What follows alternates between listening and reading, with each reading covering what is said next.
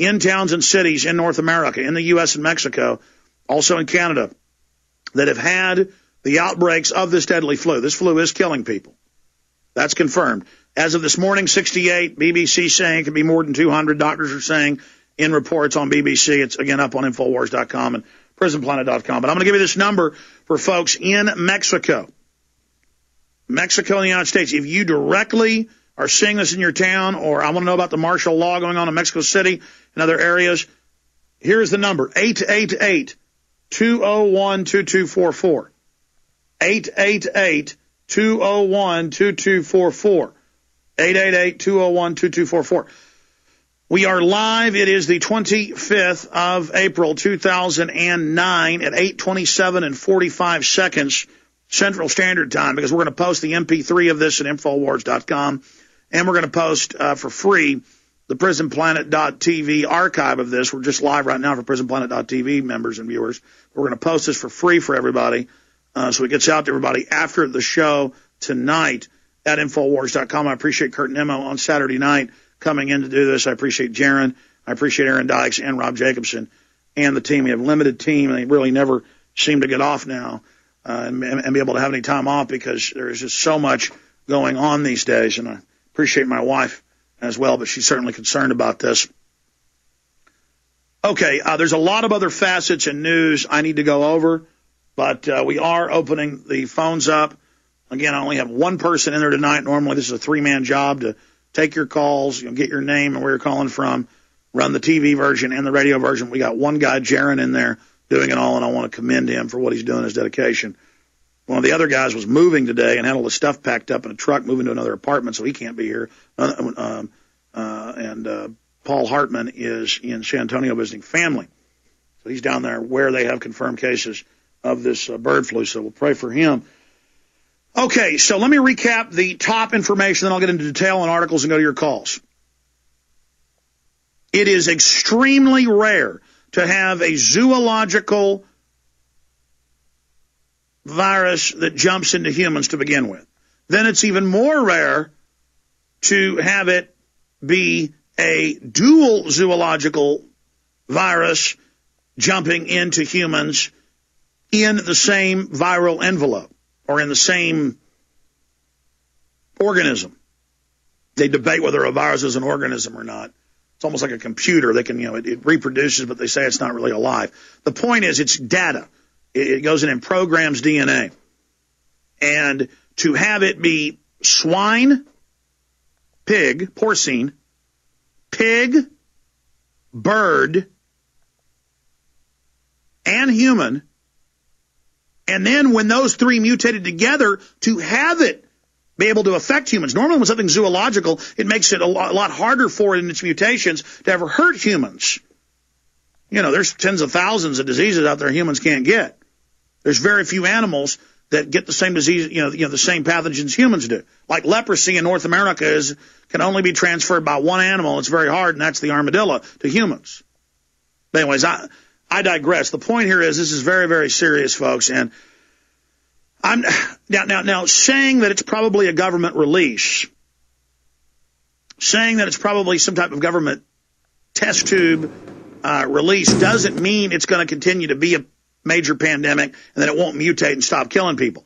More often than not, they do test balloons. Kurt Nemo called me right before I went on air and said he found a document about the Navy in South Texas doing flu spread scenarios out of Mexico. And that's been done in these dark winter scenarios before. FEMA's coming up with a drill on that later in the month and into next month. We've been covering it in detail.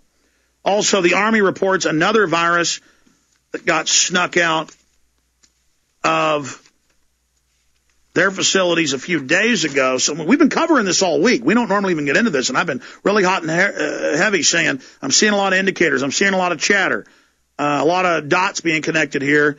And I said, I'm on record, that I believe bird flu scares or actual bird flu attack. A bird flu scare is a precursor to them a year from now, 2 years from now, really doing it. Army, 3 vials of virus samples missing from Maryland facility, Fort Detrick, Maryland, same place they launched the weaponized anthrax attacks from. It is the Venezuelan equine encephalitis, similar to what the government released that can kill humans in Australia last year, and they got caught releasing it. They get caught, and it's just barely a headline. Now, that's CNN. So we've got that. Now, remember, the last time, this is another big issue, the last time they had a bird flu scare, they tried to inoculate a bunch of people with experimental shots that had nothing to do with even the pathogen that people, the virus that people are getting sick from, but folks still line up and take flu shots, even though the last 6 years, or is it 7 years? I know they missed again last year. The viral spectrum, it's several different viruses they come up with that they guess the mutations will be the next year, so they got to guess the mutation. It hasn't been the big flu that kills so many people. I mean, it never works, and it has mercury in it, and it's tied to Alzheimer's, and that's mainstream news. A shot-in-the-dark swine flu vaccine lessons, Washington Post, and I just thought I'd mention that because, remember, the swine flu vaccine in 76 and 77 killed a bunch of people, and the government admitted then it caused Guillain Barré's autoimmune situation. So we don't want that to happen. There's another flu strain U.S. officials are tracking. Again, this was from Tuesday when they were tracking the swine flu, but saying it was no problem. And now you know what's going on there. Okay. Do we have any callers from Mexico? Jameer in Mexico. Let's go to Jameer. And then I got more coming up, and I'll recap everything. But this is calls from Mexico. Jameer in Mexico. Thank you for calling, sir. Hello? Yes, sir. Hey there, Alex. Well, I just moved down here a couple of months ago, and I'm actually from Texas.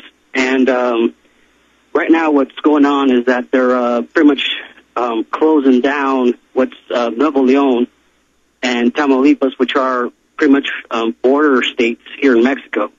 There's military police, and there's also government officials from hospitals in the bus stations and in the airports. I don't know about Mexico City. I really don't want to go there. Just pretty much I've been staying here up north, and we've been thinking of going back to the States right now. Yeah, out of the fire into the oven, as they say. Yeah. Can you specifically, as an eyewitness, email Kurt? That's his new email, right? Kurt at Infowars.com, correct, Jaron? Kurt at Infowars.com, Jaron? Anybody in Mexico, anybody in Kansas, anybody in San Antonio, anybody in Canada where they've had outbreaks of this, but especially Mexico, the epicenter, be sure and email Kurt at Infowars.com. We'll create a page today and tomorrow as those come in with your eyewitness reports. BBC's doing the same thing. What do you think of these reports in the BBC that medical doctors in Mexico City are saying that the death toll is over 200, not 68? Yeah. Yeah, I would believe that because here pretty much, I mean, they don't want to alarm people. They suspended classes down here on, I think it was 34th or 23rd. And there's been on TV, they've been saying, you know, calm down if you have any of these, coughing, that kind of stuff. Go to the hospital. I've been watching TV. There's people lining up in the hospitals checking themselves, but they're not wearing anything, and they're pretty much close together. So if somebody does have the swine flu, it's those people that weren't affected. Yeah, it's a great place to catch it is the hospital. Yeah, absolutely. Exactly. Just crazy. So there's a lot of panicking going on, which can create kind of a stampede to go to the places where the virus is floating around. Right. Terrible. Let me bring this up to you, and then I want to get your take on it. Mexico flu, your experiences, BBC.